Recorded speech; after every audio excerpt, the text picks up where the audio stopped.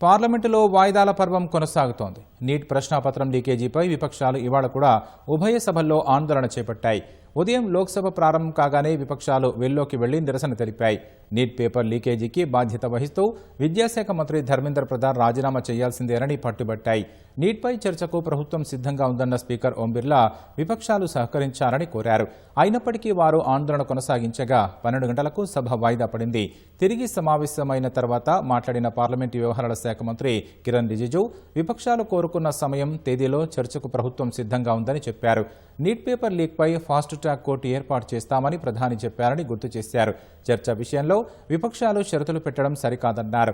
విపక్షాలు నిరసన కొనసాగించగా సభ మధ్యాహ్నం 2 గంటలకు వాయిదా పడింది. చివరకు శుక్రవారానికి వాయిదా పడింది. రాజ్యసభలోనూ ఇదే పరిస్థితి నెలకొంది. విపక్షాల నిరసనల మధ్య మొదట మధ్యాహ్నం 12 గంటలకు, తర్వాత 2 గంటలకు వాయిదా పడింది. విద్యాశాఖ మంత్రి రాజీనామా తర్వాతే చర్చ చేపట్టాలని విపక్షాలు తేల్చి చెప్పాయి. ఈ క్రమంలో రాజ్యసభ మధ్యాహ్నం 3 గంటలకు వాయిదా పడింది. విపక్షాల నిరసనల మధ్య చివరకు శుక్రవారానికి వాయిదా పడింది.